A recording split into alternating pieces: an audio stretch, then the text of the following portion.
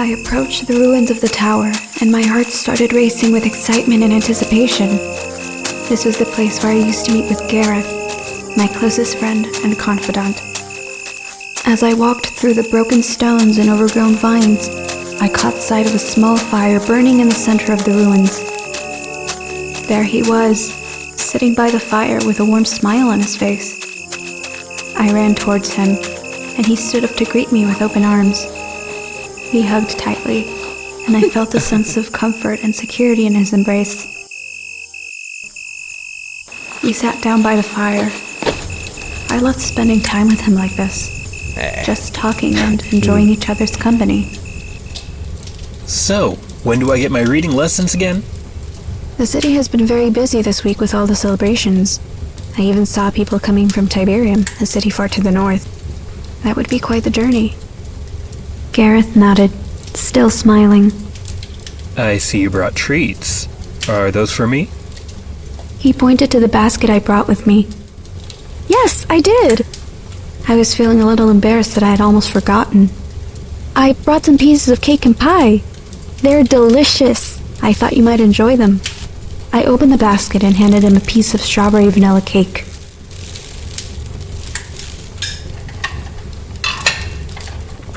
You're so right. Thank you so much for thinking of me. We chatted for a while, completely unaware that someone was watching us from the shadows. Suddenly, Gareth looked at me with a confused expression. Hey, what's with that look? I was caught off guard and didn't know what to say. What look? No, I saw that. You were looking at me kinda weird. No, I don't know what you're talking about, I say, turning my gaze away from him. If something's bothering you, Aerin, you know you can tell me. You can always count on me. I hesitated for a moment, feeling overwhelmed with emotions.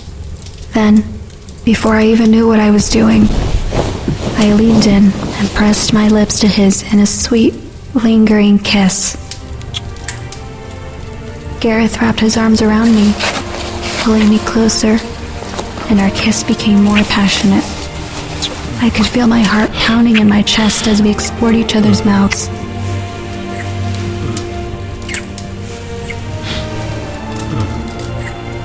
But all too soon, Gareth pulled away. Wait, we can't do this. I'm sorry. Why? You know why, Aerin.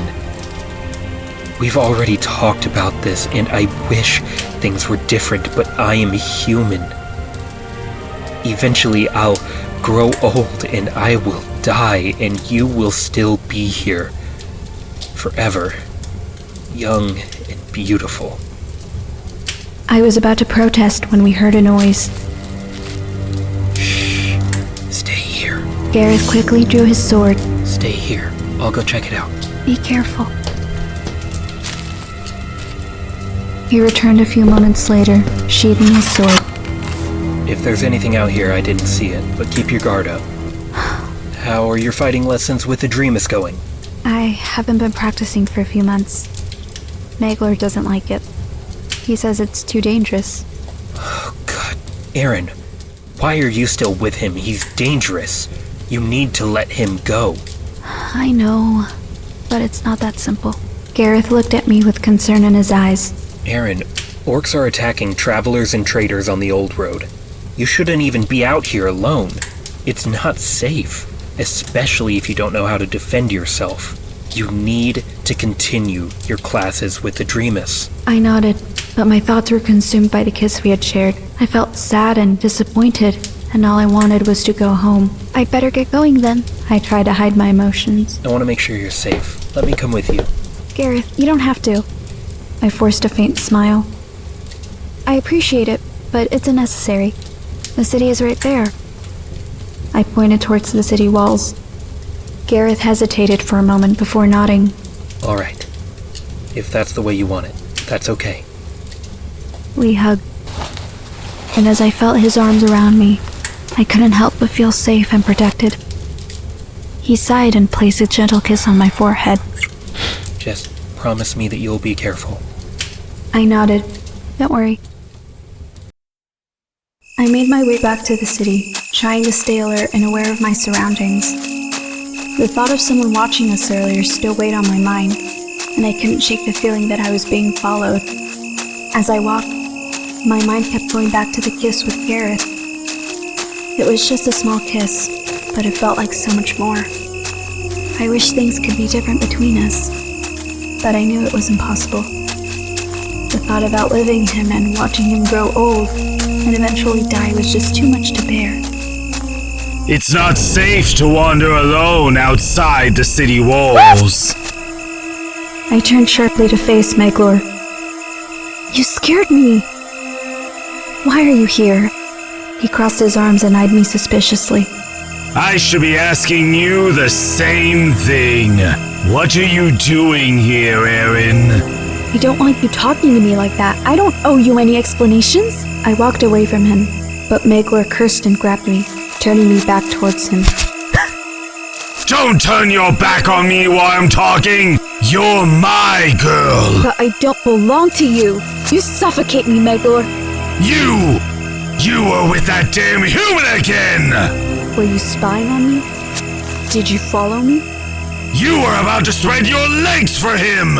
I stood there in disbelief as I looked at Maeglor. How dare you accuse me of something like that? You were just playing hard to get, weren't you? I'm not playing anything! You're acting like a possessive maniac! Maeglor took a step closer to me, his voice slow and threatening. You're mine, Aerin. I shook my head firmly. I'll never be yours. Not if you treat me this way. With that, I turned away from him. Aerin! Ow! Maeglor took a step back in surprise and pain. Sometimes I forget how strong you are.